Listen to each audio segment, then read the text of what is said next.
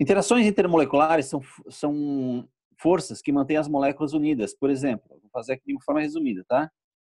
A água, devido à sua polaridade, a água é uma substância polar, onde o hidrogênio aqui tem uma polaridade positiva, um polo positivo e oxigênio negativo. Quando essa molécula de água se aproxima de outra molécula d'água, que também é polar, e aqui está o polo negativo e aqui estão os polos positivos, o que vai acontecer? Vai haver uma força de atração eletrostática aqui, ó. O que são forças de atração eletrostática lá na física? Cargas dizem mesmo, sinal se repelem, cargas e sinais opostos se atraem. Então tem uma atração entre as duas moléculas.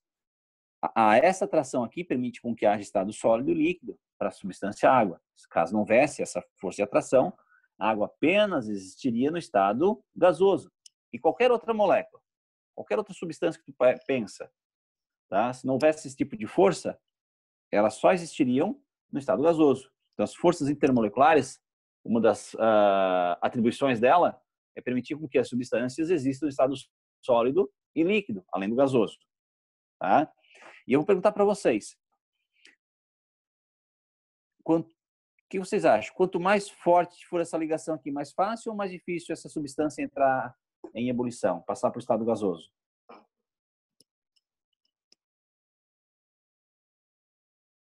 Quanto mais forte essa interação, mais fácil ou mais difícil para essa substância passar para o estado gasoso?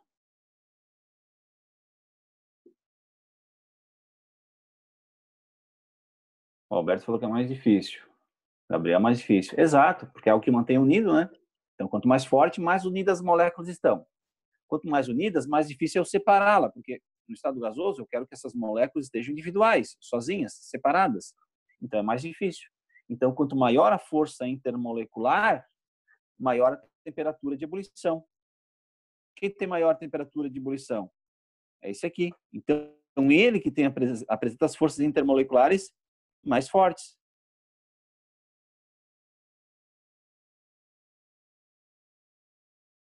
Beleza? Vamos para a última, que é a correta. O éter etílico é o mais volátil. Sim, já botamos aqui, né? O éter etílico apresentou a maior pressão de vapor. Quem tem a maior pressão máxima de vapor é a substância que é mais volátil.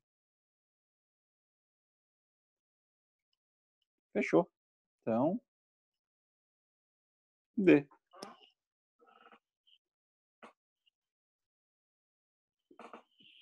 Não lembro, Michele. Foi? Ah, tá, foi. Eu falei alguma coisa. Tem. Sim, eu falei. De ligações químicas, acabei falando alguma coisa em forças intermoleculares. Tá, tem mais.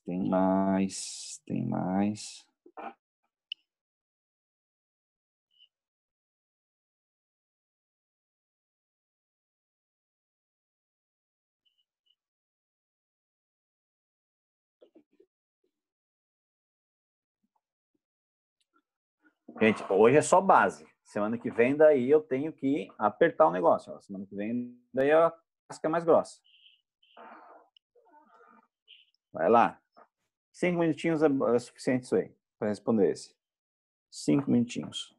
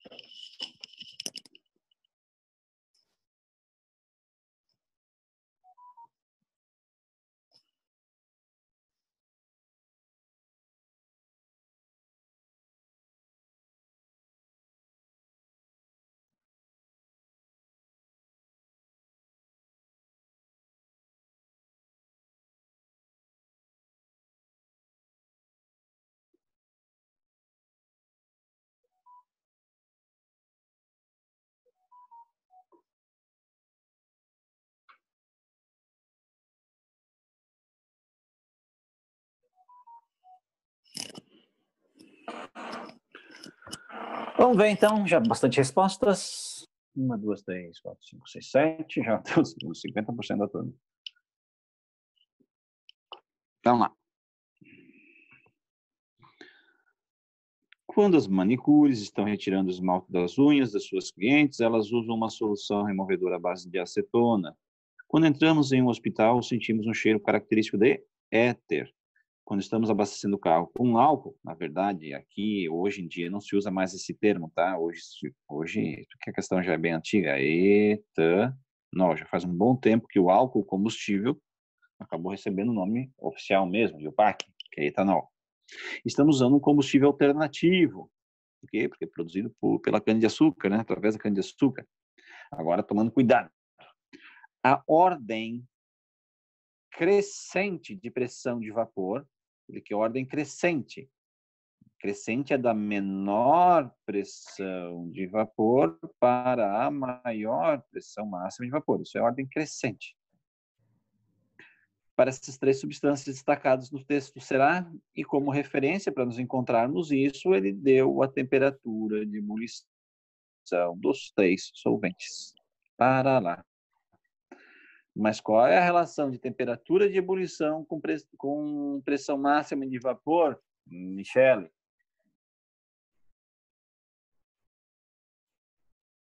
Qual é a relação entre temperatura de ebulição e pressão máxima de vapor? Quanto maior a temperatura de ebulição, menor é a pressão de vapor. É inverso, no caso. Na verdade, ela influencia nela, né? É assim, tá? Quanto menor a pressão máxima de vapor, maior a temperatura de ebulição. Quem tem a maior temperatura de ebulição, então? Tá aqui? Então, ele tem a menor pressão de vapor. Então, elimina, elimina, elimina. Depois, na sequência, quem tem maior? A acetona. Pronto, acabou. Já sabemos qual é.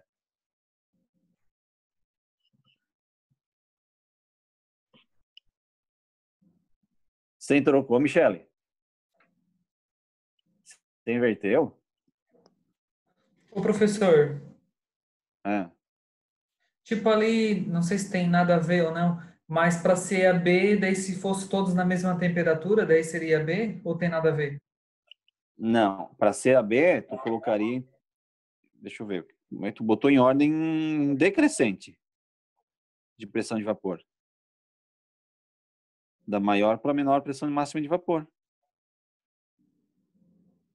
Tu errou que aqui é crescente e aqui é decrescente, porque é justamente Não, o sim, contrário. mas eu digo ali se essa temperatura fosse tudo igual ou tem nada a ver, não tem como. Não, não tem como, porque são solventes diferentes, né? Aham. Deixa eu ver. A maioria colocou B, né? B, B, C. A Eva colocou C, o Thiago colocou C. Não, teve uma galera que colocou C. Tá, beleza. Ah, essa foi legal.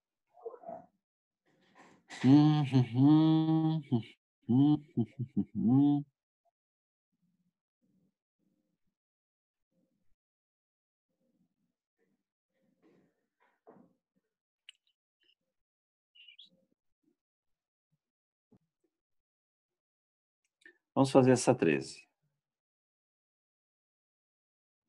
Tem anunciado aqui, eu vou ler junto com vocês. Muitos seres vivos, habitantes de regiões geladas, a princípio seriam incapazes de sobreviverem nesses locais. As baixas temperaturas congelariam seus fluidos biológicos, inviabilizando a sua sobrevivência. Entretanto, alguns organismos são capazes de produzirem substâncias químicas, que na presença desses fluidos impedem o seu congelamento. O comportamento desse tipo de solução, bem como os líquidos puros, são compreendidos a partir do que a química é conhecida como propriedades coligativas. Sobre esse assunto, e após análise do gráfico ao lado, marque a alternativa correta. Deixa eu ver se está certo.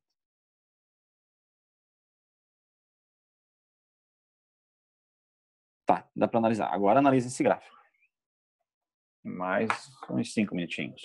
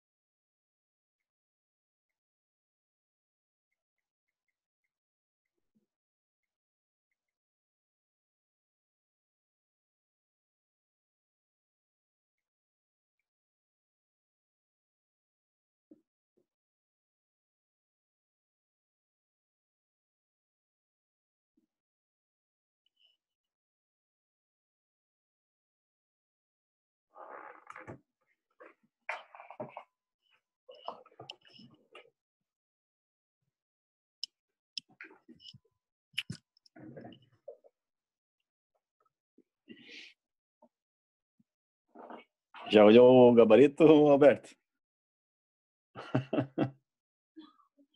Não, na verdade não, eu só parei para pensar aqui, é porque eu vi que o composto B seria menor, só que agora eu tô lendo é maior que PB. Tá. Ih, Então, pegadinha. peguei. Deu que não prestei atenção. Tá.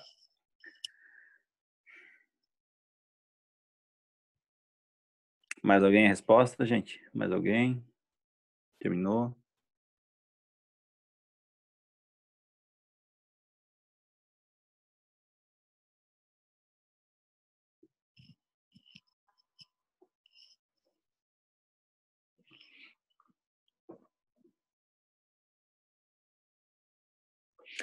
E? Não sei, vamos analisar depois. Vamos analisar.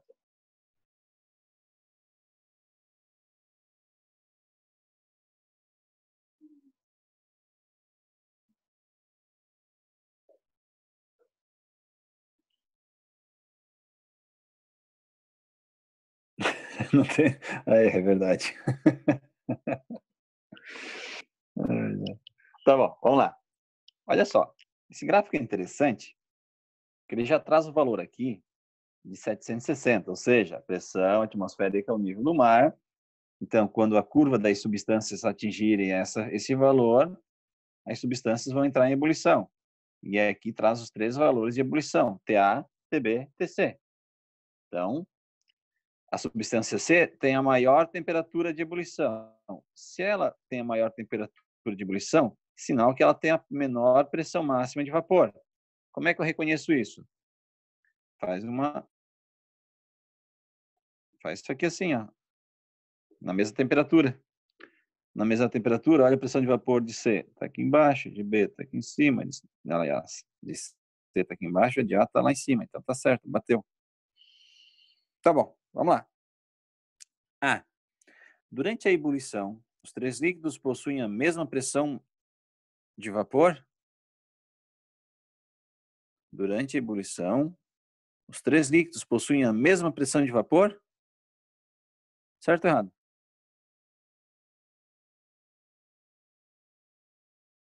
Qual é a pressão de vapor de A quando ele entrou em ebulição? Tá certo, né? Qual é a pressão de A quando ele entrou em ebulição?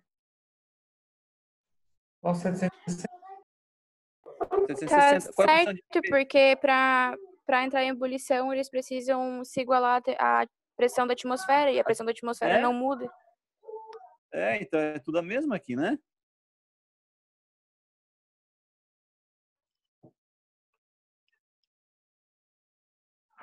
Então já matou? Será que é? Já de cara assim? Bom, sei lá, vamos... Achei muito sem graça, né? Não deu nem para bater um papo legal aqui sobre a questão, mas vamos lá, vamos ver o resto, para ver se o que está errado no resto, então. O composto C é o líquido mais volátil? O C é o que tem a menor pressão de vapor, né? Ó, se eu pegar os três aqui, quem tem a menor pressão de vapor é essa curva aqui que é do C. Então, tem a menor pressão de vapor para a mesma temperatura. Então, ele é o menos volátil. C. Em pressões inferiores a 760 milímetros de mercúrio, como assim? Sei lá, vou botar aqui 600. 600 milímetros de mercúrio. Vou botar isso. Deixa eu apagar isso aqui para não estar muito rolo. A nova temperatura de ebulição do composto B será maior do que TB? Não, né? Opa. Qual a nova temperatura de ebulição do B? Vai ser o quê? Vai ser menor. Ó, antes era aqui, ó. Agora vai ser aqui. Menor que TB. Então, errado. Sendo as curvas A e B. Aqui a gente não consegue falar ainda. Eu sabia que tinha algum ponto que podia ser que desse errado. Porque aqui em soluções eu não falei ainda. Soluções eu não falei ainda. Então esquece. Ainda bem que deu o item o correto, tá? Não dá para falar de comportamento de solução ainda. Beleza, ó, já deu uma noção básica aqui dos conceitos, então, de propriedades de solventes, tá? Agora tem bastante outros exercícios que aí nós vamos precisar inserir novos conceitos aqui. Então, vocês marcaram todas as questões. Então, agora, vamos em frente.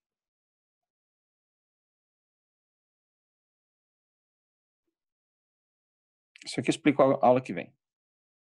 Essa parte de diagrama de fase. Se der tempo. Se der tempo, eu volto. Bom, agora vamos para efeitos coligativos. O efeito coligativo, já expliquei para vocês lá em cima o que é. As propriedades coligativas. E eu quero a segunda explicação. Aqui. Eu quero que vocês se atenham a isso aqui. O que são propriedades ou efeitos coligativos? Alterações que os solutos causam em alguma propriedade física dos solventes. Eu tenho o solvente puro, que vai ter uma certa pressão de vapor, que vai ter uma certa temperatura de ebulição. Eu não falei sobre temperatura de congelamento. Que vai ter uma certa temperatura de congelamento. Agora eu pego e adiciono a ele um determinado soluto. Esse soluto vai fazer com que essas propriedades sejam alteradas. Agora, a água com sal de cozinha não tem mais a mesma pressão de vapor que antes, quando era pura, não tem mais a mesma temperatura de ebulição e não tem mais a temperatura de congelamento. Gente, deixa eu perguntar uma coisa. Eu gosto de relacionar bastante com as coisas do cotidiano. Não é de engenharia, tá? Mas eu pego essas coisas de cotidiano porque, olha só o que eu vou tentar despertar em vocês. Como é que surgem grandes descobertas? Com pesquisa, investimento, mas através do quê?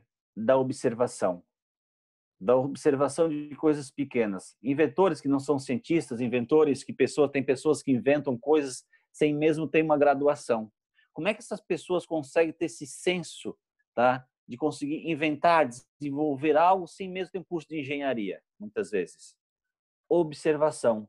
Elas observam os fenômenos, os fatos que acontecem em volta dela e analisam e pensam e refletem sobre aquilo. E aí procura entender o funcionamento daquilo. A partir do entendimento do funcionamento, mesmo não tendo toda a bagagem teórica, tá? Michele, conhecer o micro para entender o macro, perfeito. Mesmo sem tanta bagagem teórica, eles conseguem desenvolver. Por quê? Porque eles entenderam o funcionamento, sem entender toda a física, a química, mas entenderam o funcionamento básico daquela coisa que ele conseguiu ir lá e inventar algo diferente. E a gente sabe de muitas pessoas, muitos casos assim, pequenas descobertas, pequenas invenções, tá? E pessoas que não tinham um conhecimento excepcional daquela área. Então a gente pega esses conhecimentos específicos do dia a dia para relacionar então com a nossa química aqui, para justamente treinando essa percepção em vocês. Até porque a nossa disciplina é básica, não tem como pegar algo muito sofisticado e complexo. Então está aqui o nosso conceito. Então é isso que nós vamos verificar. Não, peraí. Bom.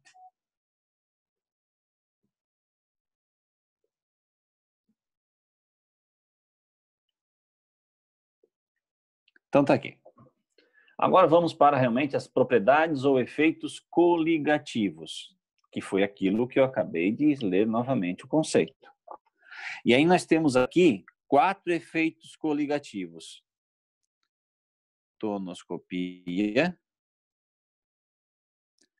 ebullioscopia, crioscopia, osmose.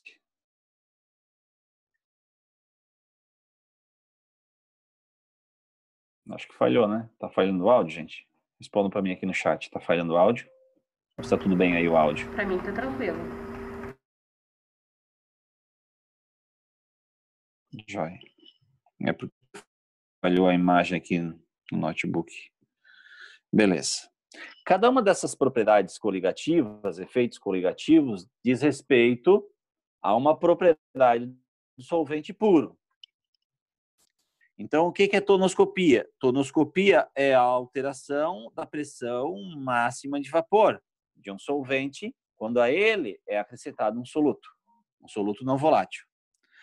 Ebullioscopia. Ebullioscopia, alteração da temperatura de ebulição de um solvente quando a ele é acrescentado um soluto não volátil. Crioscopia é a alteração da temperatura de congelamento ou solidificação. E osmose é a alteração do π, mas não é o π 3,14. π aqui quer dizer pressão osmótica. Pressão osmótica. E aí também nós podemos dizer o seguinte, dentro dos efeitos ou propriedades coligativas, tá? Algo muito importante que nós vamos analisar em algumas questões depois. Propriedades coligativas dependem do número de partículas, ou seja, da concentração do soluto em solução. Ok? Olha só, os efeitos coligativos dependem do número de partículas, ou seja, da concentração do soluto em solução. Então, quanto mais partículas eu tenho do soluto em solução, maior o efeito coligativo. Claro, a natureza do soluto, nosso estudo vai influenciar. O nosso soluto pode ser iônico e molecular. Isso aqui vocês já sabem, porque nós tivemos em prova. Compostos iônicos, compostos moleculares. Ok? Então, isso aqui não vai ter problema nenhum para vocês. Não estou certo? Ó, o Thiago já até falou tudo certo. Isso, Thiago.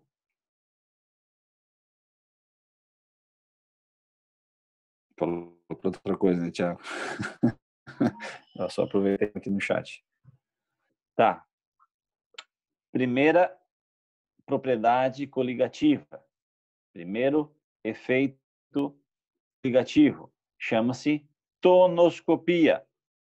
E como eu já falei lá, só vamos reforçar aqui, ela estuda o abaixamento, a redução da pressão máxima de vapor de um líquido, de um solvente, e é causado justamente pela adição de um soluto não volátil. Fica aqui que é um soluto não volátil. O que isso quer dizer? Ele não tem a tendência em evaporar, tá certo? Então, por exemplo, água e etanol e álcool é objeto do nosso estudo? Não, porque o etanol aí ele vai ter a tendência a volatilizar. Então, seria uma mistura muito difícil para nós entendermos. Então, é um estudo com muitas variáveis. Então, não é o nosso caso. Aquilo que eu falei, então, quanto maior o número de partículas que eu tenho do soluto que for acrescentado no meu solvente, o que com a pressão máxima de vapor diminui. Então, quanto mais eu colocar do soluto no meu solvente, o que vai acontecendo? A pressão máxima de vapor diminui. Beleza. Então, se eu tiver aqui duas soluções, dois frascos, A e B, com 1 litro de água cada um, colocar aqui dentro 100 gramas de açúcar, eu colocar aqui 200 gramas de açúcar, qual das duas soluções tem a menor pressão máxima de vapor? A ou B? Respondam para mim. Pode ser no chat. B. B. Exato. Por quê? Porque a B tem 200 gramas. 200 gramas. Se eu tenho 200 gramas, eu tenho o maior número de partículas do soluto. Ah, professor, como é que eu vou saber o número de partículas de um soluto? Através da massa. Tu pode usar aquela fórmula, número de mols é igual massa por massa molar. Aí tu consegue descobrir o número de mols. Quanto maior o número de mols, maior o número de partículas, tá? Então não esqueça disso. Não esqueça, anota aí num cantinho. Tá? Anota aí num cantinho. Depois, claro que eu vou fazer os exercícios para melhorar a percepção disso. Ah, outra coisa que vocês não podem esquecer, ok? Ó, quero uma cor diferente aqui.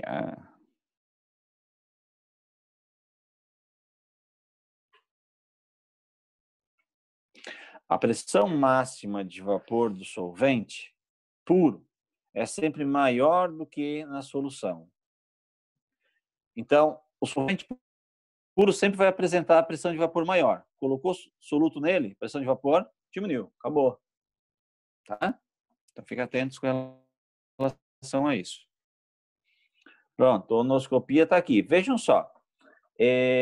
Tiago Margotti, eu estou analisando aqui de uma forma qualitativa ou quantitativa? Essa análise que eu fiz aqui foi uma análise qualitativa ou quantitativa? Tu consegues me responder isso? Desculpa, pode repetir qual análise aí? Análise que eu fiz aqui, ó. Se aumentar a quantidade de partículas do soluto, a pressão de vapor diminui. Aí eu perguntei aqui quem que tinha menor pressão máxima de vapor, me falaram que era B. Por quê? Porque a massa aqui era maior. Quantitativa, né? Uma análise quantitativa? Isso. Tá. Bom, mas não, essa é uma análise qualitativa. Por quê? Porque apesar de ter um número, ter valores numéricos, não precisei fazer cálculo nenhum para ver quantas partículas eu tinha lá dentro. Se eu tivesse que usar essa fórmula para depois da resposta, aí seria uma análise quantitativa, mas não precisei usar. Ok? Mas obrigado mesmo assim pela participação. Joia. Então vai para frente. Aqui é um esqueminha básico de como funciona mesmo, porque essa questão da redução da pressão máxima de vapor quando eu acrescento solvente. Um soluto, desculpa, no solvente. Ó, aqui tem água pura. A evaporação, nós vimos então que a evaporação acontece na superfície.